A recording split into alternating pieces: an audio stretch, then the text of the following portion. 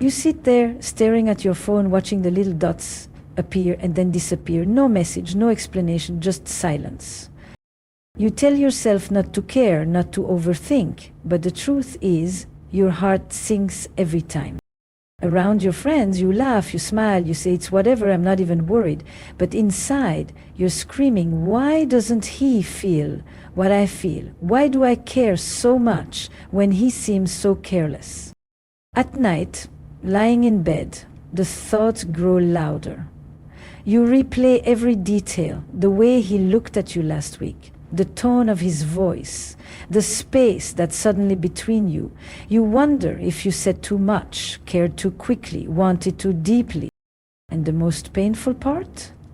You see other women, women who don't text back right away, who don't bend their lives to fit his, who somehow seem detached. And he chases them. He leans in closer to the ones who lean back. So you start to wonder, why does it feel like the more I give, the less he values me? Why does my love push him away while her distance pulls him in? You don't want to admit it out loud, but the truth is heavy. You've been carrying the fear that caring too much is the very thing that keeps costing you the love you want most. The reason this pattern hurts so much is because it feels backward. You give him more, you show up harder, you love deeper, and yet he drifts. Meanwhile, the women who seem to hold back, who aren't as invested, become the ones he can't stop chasing. It almost feels unfair, doesn't it?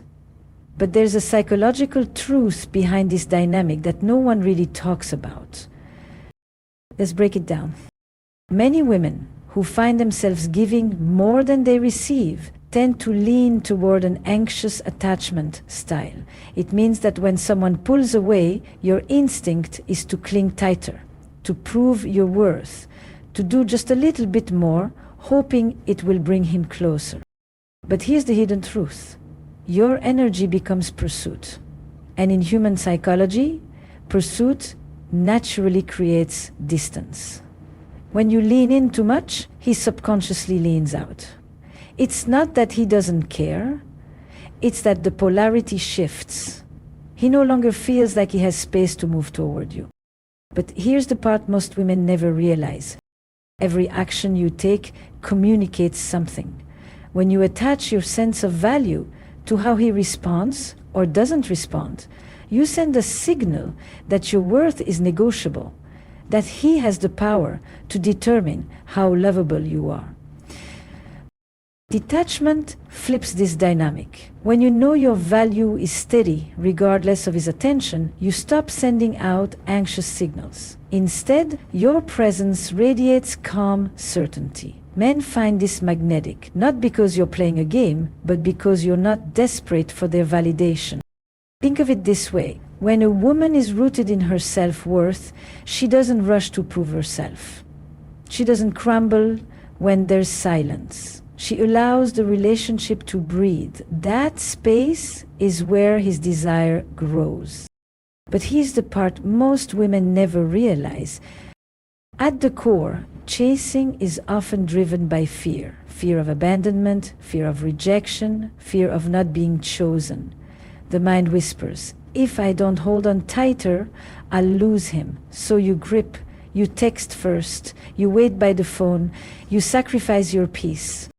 But here's the irony. The tighter you hold, the more suffocated he feels. What you're really trying to do is control the outcome, make love safe by forcing it to stay. Yet, love doesn't grow in control, it grows in freedom. Detachment isn't about not caring, it's about releasing that desperate need to control what isn't yours to control. When you release, something shifts. He feels drawn instead of pressured, he chooses instead of resists. But here's the part most women never realize. Detachment isn't coldness, it's wholeness. It's the inner knowing. I desire love, but I don't need your love to be complete. That energy strikes something primal in a man. It tells him you are with him by choice, not by fear. That choice makes him respect you. That choice makes him invest. That choice makes him fall. It's not about manipulation, it's about alignment. When you live in detachment, you show up authentically, you love without losing yourself, and you create the emotional safety where he can finally lean in. And that's why, paradoxically, detachment creates the deepest attraction. But here's the part most women never realize. What comes next isn't just about holding back. It's about transforming the way you show up in love entirely. Step 1 is learning to pause before you chase. The emotional truth is that the urge to reach out, to check if he's drifting, usually comes from fear, not love. When fear drives your actions, you hand over your power. The practical advice is simple. Give yourself space before you react. Instead of sending that late night text or double calling, breathe, put the phone down and ask, am I reaching out because I feel whole or because I feel empty right now? Imagine this, he hasn't replied all day and your chest feels tight with anxiety. Instead of sending a long paragraph, you close your phone, go for a walk or meet a friend. Hours later he texts, surprised by your calm. That pause wasn't silence, it was dignity. What if you chose yourself this time? Step 2 is reclaiming your voice without fear of rejection. The emotional truth is that many women water themselves down, afraid that speaking their needs will push him away. But silence is a slow form of self-abandonment. The practical advice is to state your feelings with honesty, not accusation. Use I statements that express your heart without blame. For example, instead of saying, "You don't care about me," you say, "I feel cared for when we spend time together and I miss that." Picture this. You've been waiting for him to initiate plans and your frustration builds. One evening, instead of pretending you're fine, you look him in the eye and say, "I value consistency, and that's important for me in love."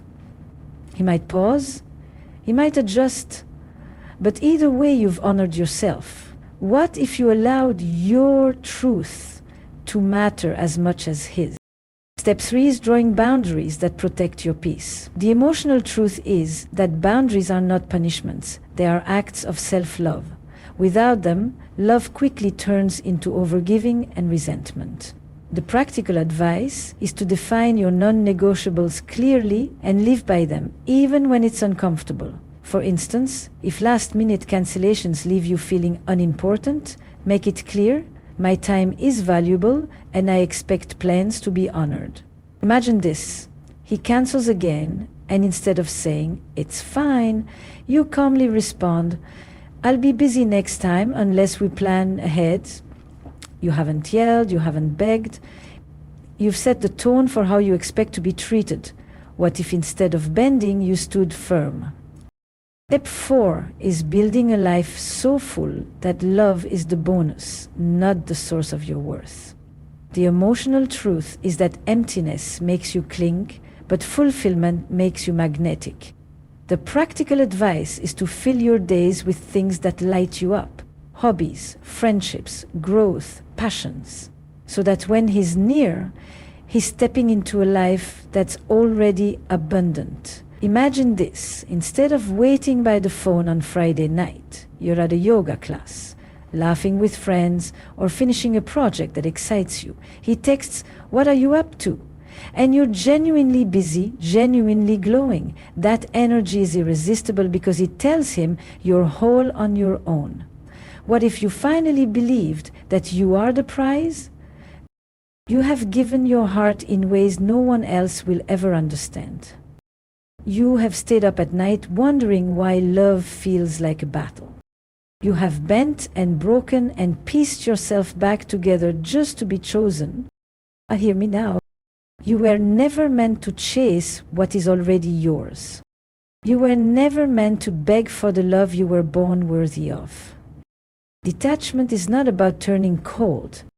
It is about remembering your fire. It is about standing tall in your worth. It is about showing the world, "I am whole," before anyone arrives. The truth is simple but piercing. The truth are, but a woman who knows her value does not compete. A woman who honors her voice does not shrink. A woman who protects her peace does not beg. And that woman is unforgettable. She doesn't wait by the phone. She builds a life worth living. And she doesn't silence her needs. She speaks them like they matter.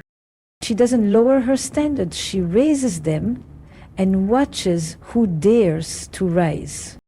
Because she has learned the secret. Attraction is born in freedom. Devotion is born in respect. Love is born in truth. He may be drawn to your smile. He may admire your beauty. But he falls in love with your wholeness. With the soul that cannot be bought, bent, or broken. And here's the gift you carry. You don't need to chase him. You don't need to prove yourself. You don't need to fear being too much. Because the right man will never see you as too much. He will see you as the one thing he cannot live without. So rise in your dignity. Rise in your radiance. Rise in the knowing that you are not just waiting to be chosen. You are already chosen by the life within you. This is your power. This is your beauty. This is the kind of woman who turns love from fragile to forever. So let the ones who cannot meet you fall away. Let the ones who only wanted pieces of you drift into the past. Because your future belongs to the man who recognizes your soul and treasures it as if it were his own breath. You don't need to run after him. You don't need to hold on with fear. The love that is meant for you will never require you to lose yourself to keep it. And maybe, just maybe, this is the truth you've been waiting for all along.